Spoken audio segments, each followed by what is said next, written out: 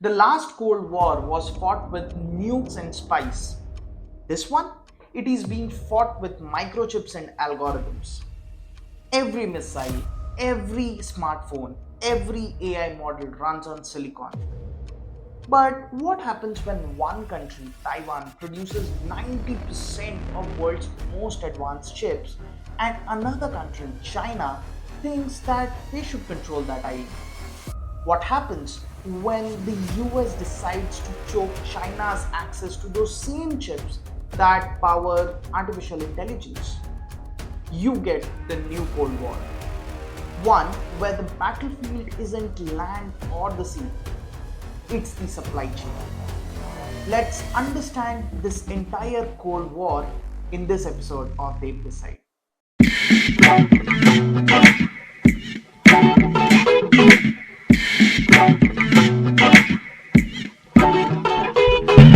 To understand this conflict, we need to rewind.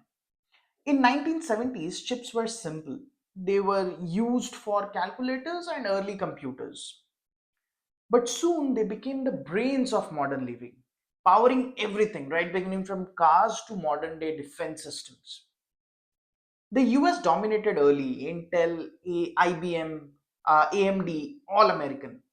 But globalization changed that. To cut cost, chip production was moved to Asia, particularly to Taiwan and South Korea.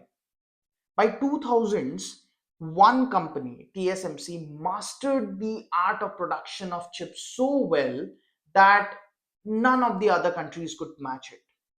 The irony, the world's most advanced technology was being produced in an island just 180 kilometers off China's coast. An island that Beijing doesn't even recognize as independent.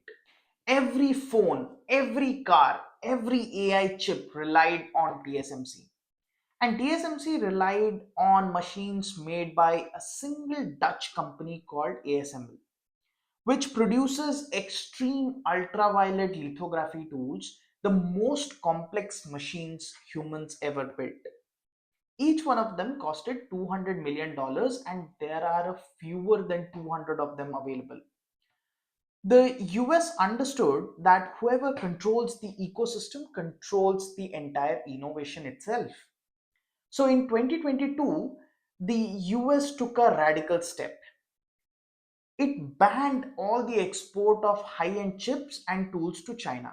The goal was very simple: to freeze China's tech rise. US didn't stop there. It persuaded Japan and the Netherlands, both key chip tool supplier, to join this restriction.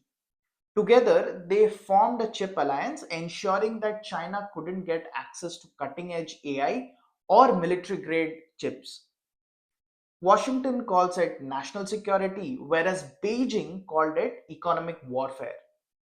For the first time since Cold War, countries were forming alliance not because of ideology, not because of defense, but because of technology control. China wasn't going to sit back. Through its Made in China 2025 program, it invested tens of millions of dollars into semiconductor industry. It started building its own chip giants like SMIC and Huawei's new chip division.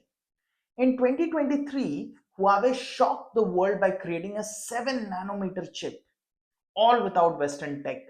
It wasn't cutting edge, but it was a symbolic breakthrough. China showing the world that it can fight back. Some experts still say that China is 5 to 7 years behind West in chip innovation. But for a country with nearly unlimited capital and massive manpower, this gap could reduce much faster. The real battle isn't just about the chips, it's about what the chips create. Artificial intelligence is becoming the new nuclear weapon. Invisible, but extremely powerful. The US leads in innovation with companies like OpenAI, Gemini, Perplexity. China leads with data and deployment, integrating AI across surveillance, finance, and defense. The US builds the brain, China gathers the experience, and both the sides know that whoever dominates the AI dominates the future. And that brings us to Taiwan, the heart of it all. If China ever invades, it wouldn't be just a military crisis, it would be an economic apocalypse. No TSMC means no phones, no chips, no cars. The entire world economy would collapse overnight. Some call it Taiwan's silicon shield.